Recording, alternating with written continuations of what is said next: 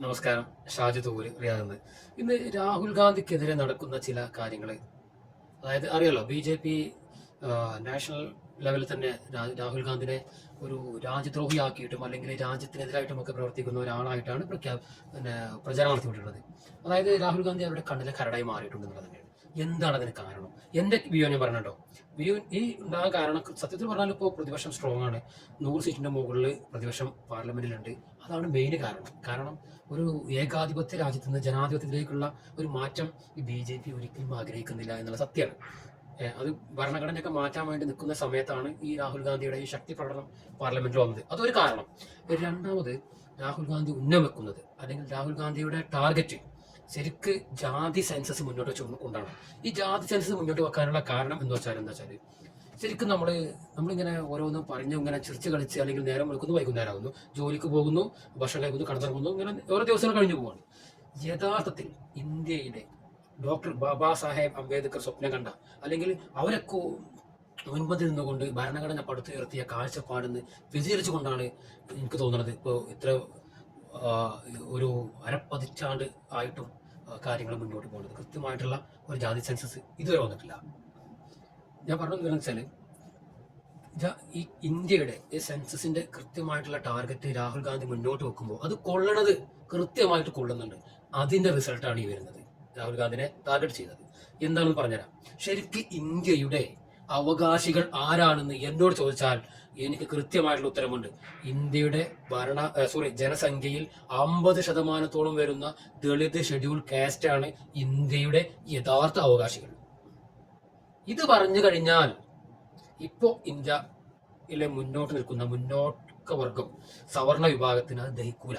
അതാണ് ഇതിന്റെ മെയിൻ കാരണം ഞാൻ മനസ്സിലാക്കുന്നത്. കാരണം അതിന്റെ ഒരു ശതമാനക്കണക്ക് അറിഞ്ഞാൽ നെട്ടിപ്പോകും.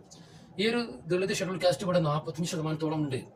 ഇപ്പോ ബ്രാഹ്മൺസ് എന്നുള്ളത് ഞാൻ മനസ്സിലാക്കിയതോളം ഒരു 5% ഉള്ളൂ ഈ ഇന്ത്യൻ ജനസംഖ്യയിൽ. അതുപോലെ ക്ഷത്രിയ ഒരു 4%, പിന്നെ കുറച്ച് മുന്നേ നിൽക്കുന്ന കാസ്റ്റുകളൊക്കെ ഒരു 15% ഉള്ളൂ.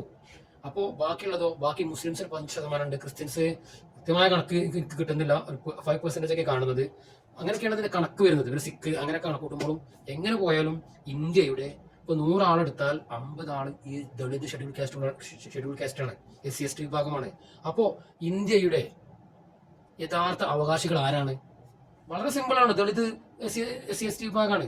അപ്പൊ അവരെ മുൻപന്തിയിൽ കൊണ്ടുവരാനും അവർക്ക് കൃത്യമായിട്ടുള്ള മാർഗനിർദ്ദേശം കൊടുക്കാനും രാഹുൽ ഗാന്ധി മുന്നോട്ട് വരുമ്പോൾ അത് ഇപ്പോൾ ഈ 50% വരുന്ന ആളുകളുടെ എല്ലാ കാര്യങ്ങളും കൈയടക്കി വെച്ചിരിക്കുന്ന ഒരു വിഭാഗമുണ്ട്. അതിൽ ഈ പറഞ്ഞ മുസ്ലിംസോ അല്ലെങ്കിൽ ഈ ക്രിസ്ത്യൻസ് ഒന്നും വരില്ല കേട്ടോ, ഈ സിഖ് ഒന്നും വരില്ല.